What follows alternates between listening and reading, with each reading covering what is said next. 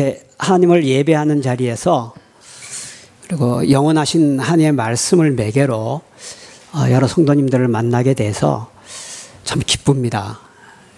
사실 사람이 살아가다 보면 이런저런 매개로 해서 사람을 만나게 되죠. 뭐 사업을 매개로 해서, 뭐 돈을 매개로 해서, 또는 학교를 매개로 해서 사람을 만나고 사귐을 이어가는데, 저는 사실은 이렇게 목사기 때문에 가끔 딴 교회에 가서 설교를 하거나 이렇게 하면서 하나님을 예배하는 장소에서 영원하신 말씀을 매개로 만든다는 것처럼 가슴 벅찬 일은 없다고 생각합니다.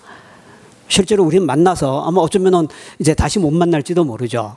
그러나 우리의 만남의 매개가 된 하나님의 말씀이 우리 가운데 살아있으면 그것으로 오늘의 이 만남은 큰 의미가 있다고 생각합니다. 그런 의미에서 저는 참 복된 자리에 섰다 이렇게 생각을 해봅니다. 지금 읽어드렸던 이 말씀은 그 다윗이 형제가 연합해서 같이 있는 것을 보고 참 선하고 아름답다. 이제 그것에 대해서 찬탄하는 장면입니다. 여기서 이제 형제가 연합했다, 연합해서 동거했다는 것은 두 가지로 해석이 가능합니다. 첫째는 혈연적 관계에서 그 가정을 얘기할 수 있습니다. 실제로 형제가 연합해서 동거하고 있죠. 그러나 그것뿐만이 아니라 믿음의 가족으로 하나님을 믿는 사람들끼리 모여서 같이 연합해서 동거하는 것. 오늘날로 치면 이 교회 같은 것이 될 수 있겠죠. 그래서 교회가 함께 이렇게 있는 것이 정말 선하고 아름답다. 이렇게 찬탄하고 있는 거죠. 여기서 선하다는 말은 도덕적 개념입니다. 선하다, 악하다. 그 아름답다라는 말은 진짜 말 그대로 미적 감각이죠. 미적 감각인데 이것이 물론 아름답다라고도 번역이 될 수 있지만 그 나임이라는 이 단어 자체는 즐겁다는 의미도 담겨 있습니다. 그래서 사실 선하고 즐겁다. 그러니까 새 번역에서는 선하고 즐겁다. 또 영어 성경에서도 많은 영어 성경은 그런 식으로 번역을 합니다. 사람들끼리 모인 곳이, 믿음의 형제 자매들끼리 모인 곳이 선하고 아름답다 또는 즐겁다 하는 것은 엄청난 선언입니다. 여러분들이 직장생활을 하거나 가정이거나 가정생활을 하거나 사람끼리 모여있는 곳에서 한번 가만히 생각해 보시기 바랍니다. 뭐 여러 가지로 어려움이 있을 수 있겠지만 많은 경우에는 오히려 안 모이는 것이 더 낫지 않을까 싶은 생각이 들 정도로 괴로운 부분도 많이 있죠. 그런데 지금 여기서는 선하고 아름답다라고 언급을 하고 있습니다. 바로 이것은 믿음 공동체 또는 교회의 관계미를 얘기한다고 볼 수 있습니다. 사람과 사람과의 관계가 선하고 아름답다는 거죠. 이 관계미라는 의미를 조금 더 이해하기 쉽게 말씀드리자면 우리가 보통 아름답다라고 말할 때 사람을 한번 생각해 보시기 바랍니다. 저 사람은 미남이다 또는 미녀다, 아름답다라고 말할 때 일반적으로 우리들이 익숙해져 있는 틀은 조형미입니다. 그러니까 키가 얼마나 크고 이목구비가 얼마나 반듯하고 이런 것과 관련해서 조형미와 관련해서 아름답다라고 얘기하죠. 그런데 사람은 이런 조형미보다도 이 조형미에서 조금 더 올리면 치장미가 있죠. 나름대로 액세서리도 하고 뭐 코디도 해서 옷을 입고 해서 조형미에다가 치장미까지 얹습니다. 그 외형적인 아름다움입니다. 그런데 사람의 모임에서는 이런 조형미나 치장미가 그렇게 큰 역할을 하지는 못합니다. 오히려 관계미입니다. 그 사람이 조형미 쪽으로 볼 때는 조금 떨어지더라도 같이 있는 사람과 어떤 관계를 만들어가는가, 그 관계가 아름답고 선한 관계로 만들어가는가 아닌가, 그것이 훨씬 더 중요하다고 생각이 됩니다. 가정을 한번 생각해 보시면 됩니다. 가정에서 조형미 쪽으로 또는 물질적으로 뭐 여러 가지로 다 완벽하게 갖췄다 하더라도 부부관계나 또는 부모와 자식 관계나 또는 할아버지와 손주와의 관계라든가 이런 모든 인간관계가 아름답지 못하다면, 그리고 선하지 못하다면 아무리 좋은 인테리어로 꾸며진 가정에서 개인적으로는 다 뛰어난 사람들이 모여있다 하더라도 그 가정을 아름답다고 보기는 어려울 겁니다. 제가 요즘도 뭐 그런 얘기 합니다만 옛날부터 젊은 친구들한테 배우자감을 고를 때 제가 늘 해주는 얘기가 하나 있습니다. 그 배우자감을 며느리 자리에다 한번 놔봐라. 또는 사위 자리에다가 한번 놔봐라. 그 사위로서 또는 며느리로서 부모님과 어떤 관계를 만들어갈 사람인가. 또는 엄마 자리 또는 아빠 자리에다가 한번 놔봐라. 어떤 엄마로 또는 어떤 아빠로 삶을 꾸려나갈 사람인가를 헤아려 보면 대체로 파악할 수 있다. 근데 저는 맞다고 생각합니다. 이 관계를 잘 만드는 사람이 좋은 사람이죠. 오늘 시편 133편에서 다윗이 고백하는 포인트는 바로 이 부분입니다. 성도들끼리 모여서 같이 있는 곳에 진짜 아름다운 관계가 형성되고 있다는 거죠. 선한 관계가 형성되고 있다는 겁니다. 그런데 오늘 본문을 보면은 이런 선한 관계가 만들어지는, 아름다운 관계가 만들어지는 포인트가 두 가지로 제시되고 있습니다. 2절에 보면 제가 읽어드리겠습니다. 머리에 있는 보배로운 기름이 수염, 곧 아론의 수염에 흘러서 그 어깨까지 내림같고, 이것은 아론이라는 사람은 제사장이라는 건 다 아시잖아요. 그러면 머리에 있는 기름, 보배로운 기름, 이것은 아론이 제사장으로 책임을 부여받을 때 기름 부음을 받죠. 그 기름 부음이 머리에서부터 쭉 내려와가지고 수염까지 와서 어깨까지 그칠 정도로, 굳이 말하자면 성령의 은혜가 푹 젖어가지고 제사장 풍모가 깊게 나타난다는 의미입니다. 그러면 교회 안에서 또는 성전에서 제사장은 뭐 하는 사람인가를 생각해 보시면 됩니다. 제사장의 가장 중요한 역할은 죄를 용서해주고 죄 지은 사람이 하나님 앞에서 그대로 다시 받아들임을 이게 수용되고 공동체 안에서 살 수 있도록 하는 중요한 역할을 제사장이 하고 있죠. 그러니까 첫 번째 관계미가 이루어지고 있는 곳에서는 용서와 사랑이 큰 역할을 한다는 것이죠. 제사장이 있기 때문에 그렇습니다. 제사장의 이미지가 보여주는 것이 바로 그거죠. 그런데 이것은 개인적으로 특정한 사람만 제사장이 아니라 우리 모두가 다 제사장이죠. 베드로전서 2장 9절입니다. 너희는 택하신 족속이요 왕 같은 제사장들이요. 그래서 저뿐만이 아니라 여러분 한 사람 한 사람이 서로가 서로에 대해서 제사장 역할을 하는 사람들입니다.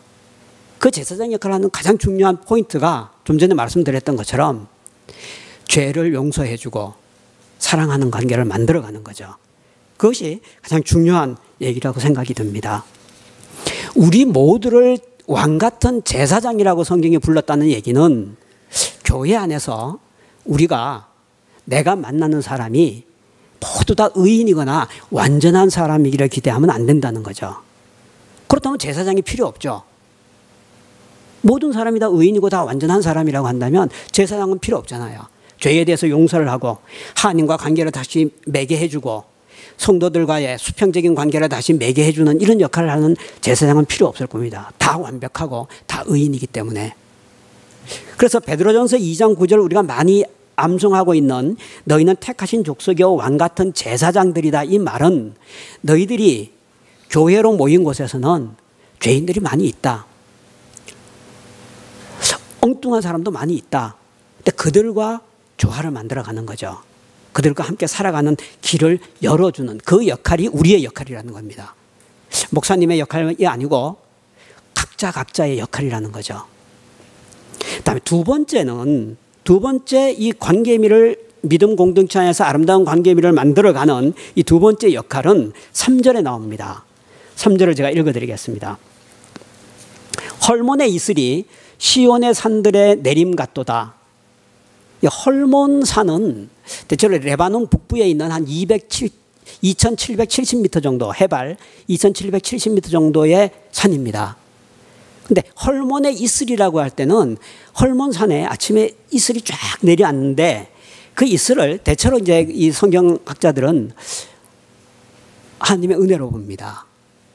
아침에 이슬이 헝건히 젖어지면서 거기에 있는 산에 있는 많은 식물들이 그들이 갖고 있는 잠재력과 가능성을 발현할 수 있도록 비가 내려지는 거죠. 헝건히 적셔지면서 모든 다양한 식물들이 자랄 수 있도록 토대를 마련해 주는 거죠. 말하자면 지금 이 3절에서 보여주는 시온의 산들의 헐몬의 이슬이 시온의 산들의 내림 같도다. 이 말은 교회 안에서 하나님의 은혜가 풍부히 내려져 가지고 각자가 자신이 갖고 있는 가능성과 잠재력을 마음껏 발휘할 수 있도록 은혜를 베풀어 준다는 거죠. 하나님의 은혜라는 것은 성도들을 획일화시키는 것이 아닙니다. 그건 하나님의 은혜가 아닙니다. 한번 생각해 보시기 바랍니다. 헐몬산이 엄청난 가능성을 갖고 있는데 그리고 장미가 아름답다. 헐몬산의 장미가 아름답다. 그럼 모든 헐몬산 전체가 다 장미가 된다. 그건 진짜 아름다움이 아닙니다. 다양한 꽃들이, 다양한 식물들이 하나님의 은혜로 인해서 자신의 정체성을 지켜내가면서 아름답게 꽃피는 거죠. 교회란 그런 곳입니다.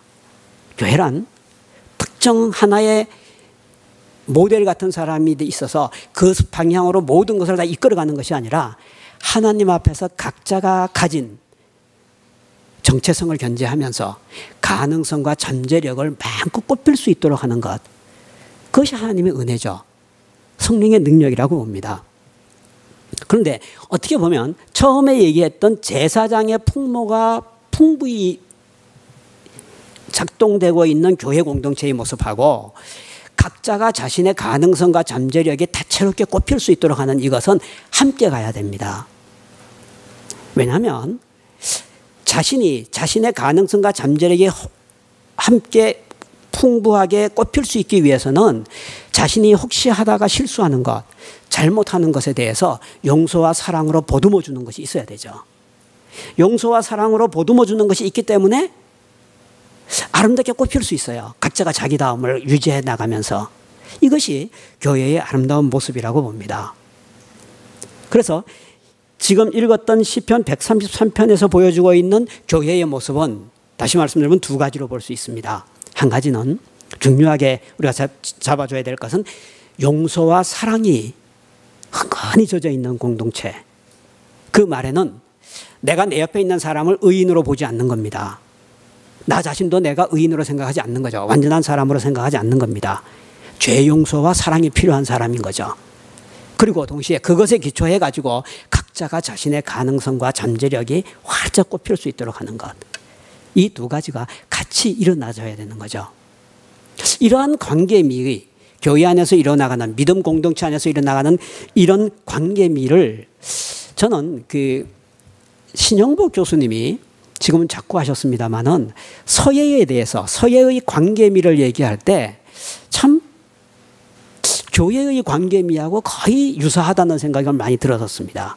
그래서 제가 신영복 교수님이 서예의 관계미를 언급했던 것을 제가 좀 한번 읽어드리겠습니다. 이제 붓끝이 쓸 때의 모습입니다. 일껏 붓을 가누어 조신해 그은 획이 그만 빗뚫어 버린 때 저는 우선 그 부근의 다른 획의 위치나 모양을 바꾸어서 그 실패를 구하려 합니다. 이것은 물론 지우거나 개칠하지 못하기 때문이기도 하지만 실상 획의 성패란 획 그 자체에 있지 않고 획과 획의 관계 속에 있다고 이해하기 때문입니다. 하나의 획이 다른 획을 만나지 않고 어찌 제 혼자서 글자가 될 수 있겠습니까? 획도 흡사 사람과 같아서 독존하지 못하는 반쪽인 듯 합니다. 마찬가지로 한 글자가 잘못된 때는 그 다음 글자 또는 그 다음 글자로서 그 결함을 보상하려고 합니다. 또 한 행의 잘못은 다른 행의 배려로서 한 연의 실수는 다른 연의 구성으로서 감싸려 합니다. 그리하여 어쩌면 잘못과 실수의 누적으로 이루어진 실패와 보상과 결함과 사과와 노력들이 점철된 그러기에 더 애착이 가는 한 폭의 글을 얻게 됩니다. 이렇게 얻은 한 폭의 글은 획, 자, 행, 연들이 대소, 강약, 태세, 지속, 농담 등의 여러 가지 형태로 서로가 서로를 의지하고 양보하며 실수와 결함을 감싸주며 간신히 이룩한 성취입니다. 그중 한 자, 한 획이라도 그 생김이 그렇지 않았더라면 와르르 얼개가 전부 무너질 뻔한, 심지어 낙관까지도 전체 속에 융화되어 균형에 한몫 참여할 수 있을 정도의 그 피가 통할 듯 농밀한 상호 연계와 통일 속에는 이윽고 묵과 여백, 흑과 백이 이루는 대립과 조화, 그 대립과 조화, 그것의 통일이 창출해내는 드높은 질이 가능할 것입니다. 그러니까 전혀 흠없는 딱딱하게 잘 쓴 글씨는 의미가 없다는 거죠. 서로가 서로를 어깨동무하면서 실패와 실수를 보듬어 주는 것, 그게 서예의 아름다움이다. 저는 사실 공감이 됩니다. 교회의 아름다움도 이 시편 133편 1절에 3절에 언급된 이 교회의 아름다움도 이런 각도에서 우리가 이해하는 것이 바람직하지 않을까 생각합니다. 그런데 이제 문제는 이런 교회의 아름다움이 실제로 우리가 몸담고 있는 교회 생활에서 경험하기가 그렇게 쉽지 않다는 겁니다. 이게 교회의 모습이다라고 하면서 이걸 가지고 이상으로 만들어 놓고 이렇지 못한 모든 교회는 다 제거해야 되는가? 아닙니다. 교회는 성경에 의하면 교회에 대해서 실망거리를 상당히 많이 제시하고 있습니다. 아름다운 모습만 제시하는 것이 아니라 교회에 대한 실망이 많이 나타납니다. 그리고 우리 경험적으로도 이것을 많이 경험하게 됩니다. 제 자신을 돌이켜볼 때에 저도 어머니 뱃속에서부터 교회를 다녔으니까 60년 이상을 다녔습니다. 그 교회 다니는 동안에 교회에 대해서 실망 참 많이 했었습니다. 근데 제가 대체로 제가 교회에 대해서 실망했을 때 제가 어떤 태도로 취했는가 이런 걸 좀 생각해 볼 때 제일 많이 취했던 것이 나 자신을 책망하는 거였었습니다. 내 잘못이다. 근데 이게 상당히 겸손하고 그럴듯한데 진실되지 못한 부분이 있어요. 내 잘못이 아니고 교회 시스템이 잘못일 수도 있고 나 아닌 다른 사람이 잘못일 수도 있는데 약간의 자학하는 듯한 마음으로 내 잘못이다라고 하는 이런 식의 경우가 좀 있었습니다.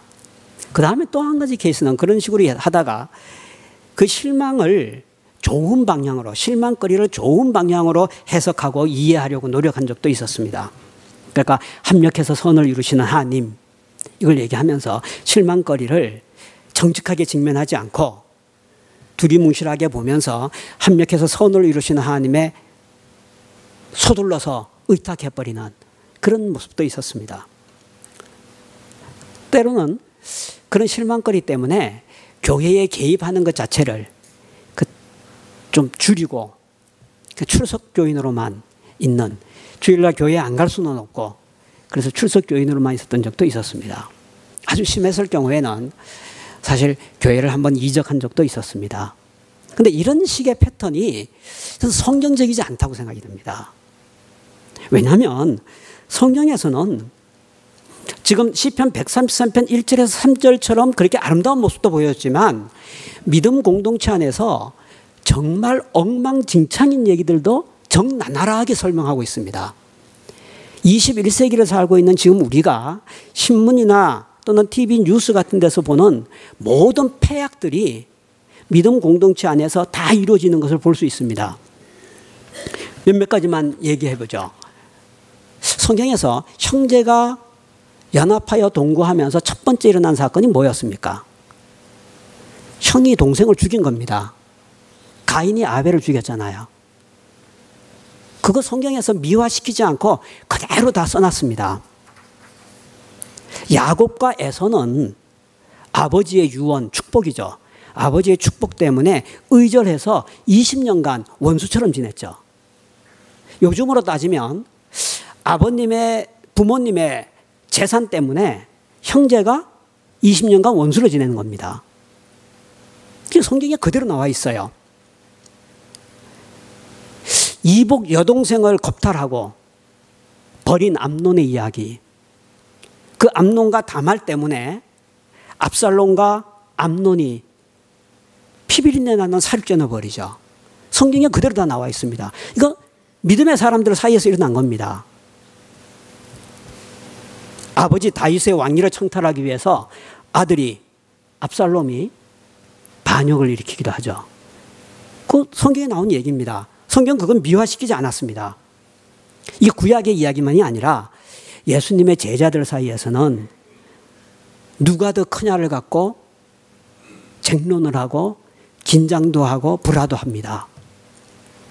예수님께서 십자가에 못 박혀 돌아가실 때에 그 예수님의 수제자라고 하는 사람은 나 저 사람 모른다고 3번이나 부인하는 이런 모습도 성경에서 다 언급하고 있습니다. 고린도 교회를 향해서 바울은 너희들 모임이 오히려 해롭다. 지금으로 얘기하면 너희들 교회가 오히려 해롭다라고 질타할 정도의 말도 나옵니다. 그러니까 성경에는 이런 아름다운 시편 133편 1절에서 3절 얘기만이 아니라 믿음의 형제 자매들 사이에서 일어나는 이런 온갖 추잡한 이야기도 적나라하게 언급해주고 있는 거죠. 그렇다고 한다면 우리가 성경적 태도로 신앙생활을 한다는 것은 뭘 의미하겠는가? 이런 어두운 부분에 대해서 정직하게 직면할 수 있어야죠. 그걸 서둘러서 미화시키거나 서둘러서 모든 것이 합력해서 선을 이룬다고 하는 그런 말씀에 따라가지고 하나님께 의탁한다는 것으로 하면서 이것을 직면하지 못하는 것. 전 그렇게 바람직하지 않다고 봅니다. 첫 번째로 우리가 성경에는 그런 얘기들이 있다. 그것에 대해서 정직하게 일단 직면하고 그 다음에 우리가 생각해 봐야 될 것은 그럼에도 불구하고 이렇게 실망거리, 교회에 대해서 실망할 만한 것들에 대해서 적나라하게 드러내고 있는 그 성경은 또 다른 관점에서 보자면 그것 못지않게 우리를 구원하고 살려내시기 위한 하나님의 은혜에 대한 얘기가 상당히 많이 나옵니다. 그러니까 우리들의 교회에 대한 희망의 근거입니다. 그것이. 희망의 근거가 내가 지금 일어난 일에 대해서 좋게 해석해 줘서 희망을 찾는 것이 아닙니다. 그게 아니고 이건 정직하게 직면해요. 근데 그건 못지않게 내가 하나 또 봐야 될 것이 하나님께서 그럼에도 불구하고 역사하고 계시는구나. 이게 우리의 희망의 근거죠. 우리의 희망의 근거를 인간에게 두면 안 되잖아요. 나 자신의 사고방식에 둬도 안 되고 하나님께서 일하고 계신다. 이스라엘 백성들이 그렇게 하나님을 많이 반역하고 하나님 앞에서 그렇게 패악한 짓을 많이 했지만 그럼에도 불구하고 하나님께서는 그들과 맺은 은혜의 언약에 충실하시죠. 그것을 성경이 계속 얘기해 주고 있습니다. 심지어는 독생자이신 예수님을 보내시기까지 하십니다.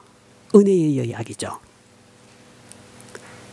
사도들을 통해서 우리들에게 하나님께서 지금 어떻게 일하고 계신다는 것에 대해서 알려주시기 위해서 성경까지도 주셨습니다.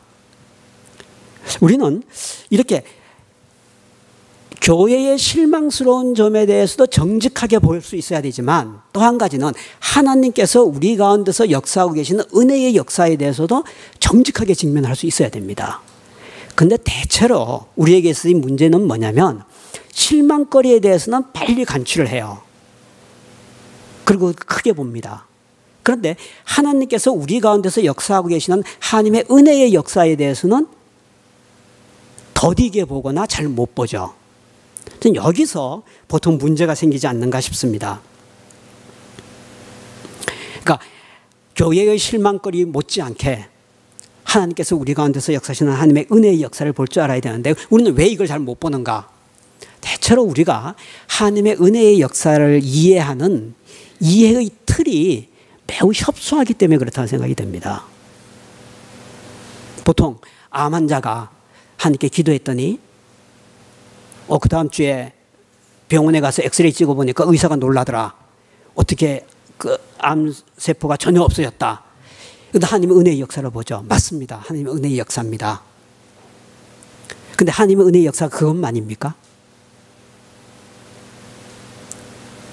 예수님께서 제자들에게 공중나는 새를 보라 그러시잖아요. 그런데 뭐라고 얘기하시냐면 공중나는 새를 봐라. 하나님께서 먹이신다 그럽니다. 우리는 공중나는 새는 보지만 그 새를 하나님께서 먹이신다는 이 은혜는 못 보죠. 그걸 우리에게 깨닫게 해주는 거잖아요. 들의 백합화를 봐라. 우리 눈으로는 들의 백합화를 봅니다. 근데 예수님과 우리의 차이점은 뭐냐면 그 들의 백합화를 저렇게 아름답게 입히시는 분이 하나님이라는 걸 우리는 못 보는 거죠. 왜냐하면 거창하고 드라마틱한 것은 하나님의 은혜의 역사로 봐요. 쉽게 봅니다. 팔이 부러져가지고 기도했더니 탁 붙었다. 하나님의 은혜의 역사를 쉽게 봅니다. 근데 들의 백합화를 보고서는 하나님의 은혜의 역사를 못 보는 거죠. 이렇게 우리가 하나님의 은혜의 역사를 보는 인식 틀이 또는 안경이 협소하기 때문에 우리 가운데서 지금도 역사하고 계시는 하나님의 은혜를 잘 못 보지 않는가. 저는 그런 생각이 듭니다. 제가 한 두 가지 정도만 예를 좀 들어서 좀 말씀을 드리고 싶은데, 제가 그 목회할 때 그 신앙생활을 전혀 안 하시던 분이 이제 신앙생활을 한 형제님이 한 분 계셨습니다. 이분은 참 진짜 걸쭉하게 놓으셨던 분이에요. 술을 좋아하셔가지고 진짜 술을 그 박스로 산 소주를 박스로 싸서 놓고 밤새 마실 정도로 술을 좋아하고 뭐 그랬던 분인데, 그 아내를 통해 가지고, 그러니까 그분 부인을 통해 가지고 이제 예수를 믿게 됐습니다. 나중에 이제 예수 믿고 나서 우리하고 이제 교제할 때 자기가 제일 어려웠던 것 한 가지를 이렇게 얘기하는데, 그게 뭐였냐면 자기는 하나님은 믿을 수 있겠다. 예수님도 믿을 수 있겠다. 그래서 하나님께 기도도 하고 하나님이라고 부르기도 한다. 그런데 아버지라는 소리는 안 나온다는 거예요. 하나님 아버지 그러잖아요. 자기 아버지가 살아계신데 누가 어떻게 엉뚱한 분을 두고서 하나님 아버지라고 부르냐. 그건 그렇게 안 되더래요. 고생 많이 했답니다. 그게 안 나와가지고. 근데 어느 날 갑자기 툭 튀어나오더래요. 이거 은혜 아닙니까? 놀라운 은혜죠. 의식적으로 생각해보면 제가 그 형제가 한 말을 통해서 제가 깨달았어요. 그건 맞다. 하나님의 놀라운 은혜입니다. 프랑스에서 프랑스 수도원에서 불교학으로 박사학위 논문을 쓰고 있던 한 스님의 이야기도 우리에게 좀 도움이 됩니다. 그분이 그 어느 교회에서 그 신앙 강좌에서 하셨던 말씀을 제가 그 책을 통해서 읽었었습니다. 이 스님이 그 수도원에서 한 10년 동안 계시면서 왜 그 수도원에서 불교학 박사학위 논문을 쓰는 그 작업을 했냐면, 인도라든가 이런 데 식민지 시절 때 많은 그 고서적을 약탈해 왔죠. 그 불교학 관련된 많은 고서적들을 약탈해 와가지고 수도원에다 많이 배치해 놨대요. 그래서 불교학으로 박사학위를 받으려면 거기 가서 그 자료를 많이 검토해야 된대요. 이분은 승복을 입고 그러니까 사제들하고 똑같이 미사에 참여하고 다 했대요. 다 하면서 그 속에 있었으니까 그럼 이들이 믿는 성경 한번 읽어보자. 그렇게 성경을 열심히 읽었대요. 근데 이분이 한 얘기가 뭐냐면, 자기는 정말 성경 많이 읽었다. 열심히 읽었고. 근데 읽으면 읽을수록 더욱더 하나님을 못 믿겠다는 거예요. 그런데 우리는 어떻습니까? 성경 한 번도 채 안 읽었는데 덜컥 예수 믿게 되잖아요. 그런 경우 없나요? 성경 한 번 제대로 읽지도 않았는데 덜컥 예수 믿고 하나님하고 부르고 아버지하고 찾잖아요. 놀라운 기적이잖아요. 은혜잖아요. 근데 우리는 그런 부분에 대해서는 너무 간과해요. 왜 그렇습니까? 평범한 것 같으니까. 근데 예수님께서 아까 말씀드렸던 것처럼 공중나는 새를 봐라. 그걸 통해서 하나님의 은혜를 봐야죠. 들의 백합화를 봐라. 그걸 통해서 하나님의 은혜를 봐야죠. 그렇다고 한다면 우리 주변에, 지금 여러분들이 있는 이 주변에서 우리가 하나님의 은혜를 이해하는 인식의 틀을 좀 바꿔보면 참 많은 것을 발견할 수 있을 겁니다. 우리를 회복시켜 나가시고 우리를 구원해 나가시는 하나님의 은혜의 손길을 볼 수 있을 겁니다. 그것이 교회에 대한 실망보다 더 큽니다. 바울은 이 표현을 이런 식으로도 표현했죠. 죄가 크면 클수록 하나님의 은혜는 더욱더 커진다. 죄가 큰 곳에 은혜가 더 커진다. 그렇기 때문에 우리가 살아가고 있습니다. 교회에 대해서 실망거리가 크면 클수록 우리가 자세히 살펴보면 하나님께서 우리에게 베풀어 주시는 은혜거리는 훨씬 더 커집니다. 그래서 이 둘 사이에서 교회에 대한 실망과 교회에 대한 희망이 사이를 왔다 갔다 하게 되죠. 근데 이 왔다 갔다 해나가는데 이게 더 커요. 그렇기 때문에 우리는 신앙생활을 계속해 나갈 수 있는 것이죠. 그래서 어떤 의미에서 보면 신앙생활이란 또는 교회생활이란 우리가 육체를 입고 있는 나 자신 또는 육체를 입은 사람들끼리의 모임인 이 교회 안에서 발견하게 되는 실망, 그럼에도 불구하고 역사하고 계시는 하나님의 은혜, 거기서 얻어지는 희망, 이 사이에서 왔다 갔다 하면서 성장하는 거죠. 흔들리면서 꽃을 피우는 거죠. 저는 그런 의미에서 아마 여러분들이 다 아시는 시라고 생각합니다만은 도종환 시인이 흔들리며 피는 꽃이라는 시를 하나 읽어드리고 말씀을 마치도록 하겠습니다. 도종환 시인의 흔들리며 피는 꽃입니다. 흔들리지 않고 피는 꽃이 어디 있으랴. 이 세상 그 어떤 아름다운 꽃들도 다 흔들리면서 피었나니 흔들리면서 줄기를 곧게 세웠나니 흔들리지 않고 가는 사랑이 어디 있으랴.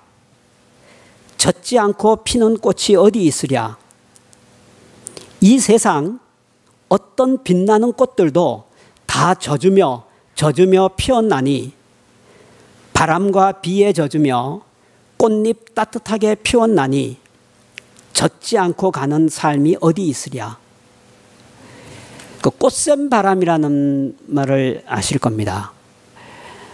국어사전의 의미는 이 꽃샘 바람이 이른 봄 꽃이 필 무렵에 부는 쌀쌀한 봄바람, 바람 이런 얘기죠. 그래서 보통 그걸 꽃샘, 꽃 피는 것을 시샘해서 바람이 분다 이런 식으로 그 꽃샘 바람이라고 그랬는데 저는 사실 이 해석보다 꽃샘 바람은 꽃샘 바람이 아니고 나무가 겨우내 땅에서 얼음에 박혀 있어가지고 그 물을 못 빨아들이고 있죠. 근데 바람이 불어서 나무를 흔들어 줍니다. 그럼 뿌리가 흔들리죠. 그래서 여기서 있는 얼음을 털어내고 수분을 빨아들이기 깨우는 제구죠. 꽃샘을 하는 것이 아니라 꽃을 피우기 위해서 나무를 깨우는 바람이다. 저는 그런 의미라고 생각이 됩니다. 우리가 신앙생활을 하면서 또는 교회 생활을 하면서 때로는 흔들린다는 것은 잠자고 있는 우리를 좀 더 깨우는 그런 역할을 하는 하나님의 은혜의 손길로 이해하는 것이 좋지 않을까 이렇게 생각합니다. 제가 잠깐 기도하겠습니다. 은혜로우신 주님, 주님께서 시편 133편을 통해서 형제가 연합하여 동거하는 것에 아름다움을 저희들에게 일깨워 주셨습니다. 그러면서 동시에 우리가 성경 안에서 그리고 우리의 삶 안에서 교회에 대한 실망거리에 대해서 정직하게 직면할 수 있도록 또 일깨워 주셔서 감사합니다. 실망거리에 대해서 크게 보는 것보다 그 가운데서 역사하시는 하나님의 은혜의 손길을 더욱 크게 볼 줄 아는 새누리교회 성도님들이 될 수 있도록 역사하여 주시옵소서. 그 가운데서 교회의 희망을 발견하고 교회 안에서의 기쁨과 즐거움을 누려갈 수 있는 성도님들이 되게 은혜를 베풀어 주시옵소서. 예수님 이름으로 기도합니다. 아멘.